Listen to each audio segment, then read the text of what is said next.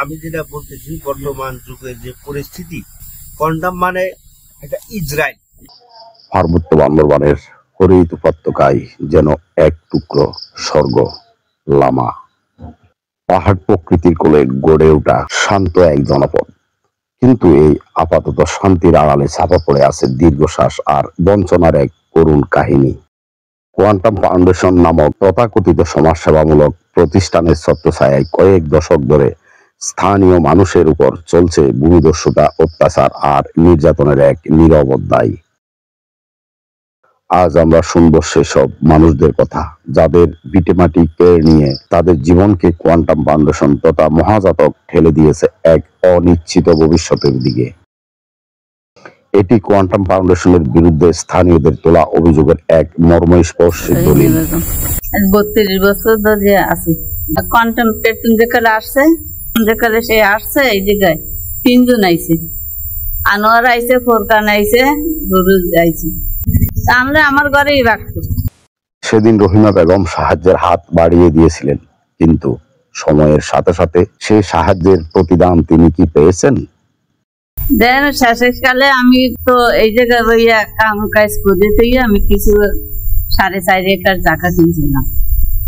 কিছুর পর আমি আমার জায়গাটা রূপে নজর পড়ছে নাকি জানি না, আমার জায়গাটা সারা খুব জোর জমি হরিয়া জায়গা নিয়েছে, এইভাবে জোর জমি হচ্ছে, জাল দড়ি করছে। মানে কোয়ান্টাম আপনার জাল দড়ি তৈরি করছে। এই নারী তার জীবনের সমস্ত সঞ্চয় দিয়ে কেনা জমিটুকু হারিয়েছেন। তার অভিযোগ, কোয়ান্টাম ফাউন্ডেশনে শুধু জমির দখল করেননি, বরং জাল দলিল তৈরি করে তাকে হয়রানিও করেছেন। সে সাথে কোয়ান্টামের গুন্ডা বাহিনী দিয়ে এই নারীর উপর চালানো হয়েছে অমানবিক অত্যাচার। এক রাতের মধ্যে তার সাজানো সংসার তছনছ করে দেওয়া হয়েছে।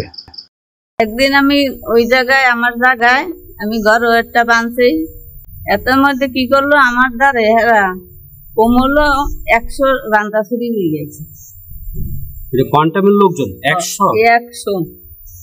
100 রান্তা এত বড়, চুরিটা এত বড়, বাইতে বাইতে আইয়া আমার জায়গায় ঘর টিউবওয়েল মানুষ উঠিনি সব কিছু গেছে, সব তুলে ভাবছে, কোনো জিনিসই আমার চিনে নেই, আমার জিনিস আপনার জায়গার কোনো চিহ্নই তারা রাখেনি। আইনের আশ্রয় নিয়েও কোনো বিচার পাননি এই নারী। তার অভিযোগ, কোয়ান্টামের ব্যাপারে প্রভাবশালী মহলের চাপে প্রশাসনও নীরব। গেলাম থানায় কেস করলাম, থানায় কেস করলে আমি একটা করলে হারা একটা করলে সাহায্য পারিনি। আমরা কোনো কিছু না, খারেজ করে দিতে 2-3 তারিখ গেলে আর তারিখে আর কোনো কেসমেস কিছু নেই, সব উঠে গেছে। এইরকম পর হেবার পেপারে উঠাইলাম 70 ওই জায়গার জন্য, শেষকালে জায়গা রাখতে পারিনি, নিয়ে গেছে। আমার নাম হচ্ছে মোহাম্মদ আনোয়ার হোসেন, আমার গ্রামের নাম হচ্ছে বাসুরিপাড়া, লম্বাগোলা, লামা বান্দরগণ। আমি কোয়ান্টামের কারণে যে ভুক্তভোগী, আমার বাড়ির পাহাড়ের চূড়াতে আমার বাড়ি। আমার বাড়ির দুই পাশে 2টা জিরি, জিরির দক্ষিণ পাশে বাড়ির 120 ফুট মতো দক্ষিণ পাশে যে দেখতেছেন এই যে একটা সরকারি কালভার্ট, ওই একটা সরকারি কালভার্ট। এরা রাত্রের অন্ধকারে এই জিনিসটা খনন করে এই জায়গাতে কিছু চুঙ্গা বসায় দিয়া এইদিকে মাটি বরফ করার ক্ষেত্রে আমাদের যে সমস্যাগুলো হচ্ছে, এই সমস্যাগুলো বলতে পানির গতি পুরো আরো পরিবর্তন করে দেওয়াতে আজকে 2 বছর ধরে এই পানিগুলো যখন এই দিকে নতুন কালভার্ট করার ক্ষেত্রে ওই আমার বাড়ির পূর্ব পাশের যে কালভার্টের মানে জিরির পানিগুলো আছে ওগুলা আসতে পারে না। আসতে না পারার কারণে আমার বাড়িঘর, স্মোকঘর, সম্পত্তি সবকিছু মিলে নিয়ে আজকে 3 বছর ধরে আমি ভুক্তভোগী। আমার বাড়ির পিছন দিয়ে এখন একটা খালের মতো নিয়ে গেছে, সাপ বিচ্ছু সব কোনো রাতে যায়নি। কোয়ান্টাম ফাউন্ডেশন কর্তৃক প্রাকৃতিক পানির প্রবাহের পথ বন্ধ করে দেওয়ায় ভুক্তভোগী আনোয়ারের জীবন এখন দুর্বিষহ। পানি ঢোকার পরবর্তীতে যখন সাপ বিচ্ছু সেলা, যেহেতু আমাদের গুলো পাহাড়ি এলাকা, মাটির ঘর, আর এই দিকের থেকে যখন নিচে হয়ে গেছে, দেখতেই তো পরিবেশটা কি ধরনের হয়ে গেছে। তখন সাপ আসে, আমার সন্তানটা যখন সাপে কামড়াইলো, আমার ঘর বাড়িতে পানি ঢুকাই দিছে, আমি কষ্টে আছি, আমার সন্তানটা সাপে কামড়াইলো, দেশের সবাই জানলো, কিন্তু পারভেজ বা সাজেদুল বা এই আসাদ একজন মানুষ আছে আমার একটা সান্ত্বনা দিতে পারতো না, ভাই আপনার বাচ্চাটা প্রতিবন্ধী, আসলে সাপে কামড়াইছে। আমার মনের মাঝখানে এইটুকু দুঃখ যে অন্তত এইটার বেলায় তো একটা সান্ত্বনা দিতে পারতো না। আমার এই যে প্রতিবন্ধী বাচ্চা, ওরা সাপে কামড়াই দিচ্ছে, ওরা পানি ঢোকার ক্ষেত্রে কাছে বলেন, আমি ম্যাজিস্ট্রেট কোর্টে বলেন, সব জায়গাতে আমি দৌড়াদৌড়ি করছি, কিন্তু আমি কারোর কাছে প্রতিক্রিয়া কোনো কিছুই পাইনি। আমার নাম রাফিজা বেগম। বাজারপাড়া সরই লামা কান্দানি। আমরা কয়েকবার আমাকেও অত্যাচার করছে, নির্যাতন, মারধর, কন্টামির মানুষ দিয়ে বুখারি। মানে কি মহাজাতক তার লোক দিয়ে আপনাকে মারধর করেছে? জি। আচ্ছা, কি মারধর করেছে, মানে কারণটা কি?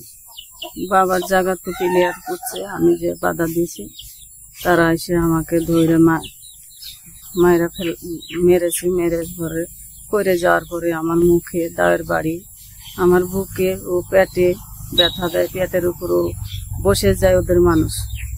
বুখারি শরীফের মানুষ আমার বুকের উপর পেটের উপর বসার পর আমি ব্যথায় পিচ্ছাপ পায়খানা সুদ্ধা করে দিয়েছি।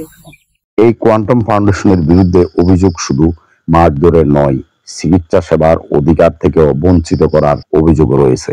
আলীকদম গেছি, প্রথম আলীকদম, ওখানে আমি রাত্রে ওখানে ভর্তি হওয়ার পরে ওখানে আমাকে চিকিৎসা করতে দেয়নি। মানে আপনি আলীকদম হাসপাতালে ভর্তি হয়েছেন কিন্তু আপনাকে চিকিৎসা করতে দেয়নি? কে দেয়নি? বুখারি শরীফ। মানে মহাজাতক আপনাকে? হ্যাঁ। মহাজাতক তো এখানে থাকে, মহাজাতক ওইখানে কিভাবে? ওদের মানুষ দিয়ে আমাকে বাধা করছে আর কি। ওখান থেকে সকালে আমাকে সিট কেটে দিছে, আমি চলে আসি। আইসে এখানে আলীকদম লামায় ভর্তি হয়েছি, কমপ্লেক্সে ওই হাসপাতালে। ওখানে আমার যখন 2 দিন থাকলাম, 2 দিন পরে ওখানে ওদের মানুষ পাঠায় দিয়া তারপরে আমার এই যে সার্টিফিকেট দিছিল, সার্টিফিকেটটাও আমার হাত থেকে নিয়ে নিল। মোটা কথা আমি যেটা বলতেছি, বর্তমান যুগের যে পরিস্থিতি, কন্ডম মানে এটা ইসরায়েল আশেপাশের মানুষগুলোকে যেভাবে অত্যাচার করতেছে, আপনি মনে করেন যে একজনের রাস্তা বন্ধ করে দেওয়া মানে তার জায়গাটা দখল করা, আর একজনের কাছ থেকে ভুয়া জাল দলিল করে জায়গা নেওয়া। আমি চ্যালেঞ্জ দিয়ে বলতে পারি যে কন্ডম যে জায়গাগুলো নিচ্ছে, আমার মনে হয় 50% কাগজেরই জায়গারই বৈধ কাগজ আছে না সন্দেহ। কারণ আজিজনগর কাগজ সরই কাগজ আজিজনগর, যেমন ওই যে রফিকুলের যে জায়গাটা নিচ্ছে, মনে করেন গোবর গাজী পিঠা সরই এনে কোনো লোকই নাই। আর যে লোক ছিল আজিজনগরের সেও মারা গেছে, কিন্তু ওই কাগজটা দিয়ে রফিকুলে হয়রানি করছে। এদের কাজগুলো আসলে মানুষকে হয়রানি করা। মূল কথা আপনি ধরতে পারেন যে ভূমিদস্যু, বড় মাপের ভূমিদস্যু। লামার এই অসহায় মানুষগুলো তাকিয়ে আছে সুবিচারের আশায়। তাদের একটাই দাবি, আমাদের জমি ফিরিয়ে দিন, আমাদের উপর অত্যাচারের বিচার করুন। নির্যাতিত মানবতার আত্মগঙ্গানি শুনে সরকার কি তাদের পাশে দাঁড়াবে? এটি কেবল প্রশ্নই নয়, রাষ্ট্রের নাগরিকদের জিজ্ঞাসাও বটে।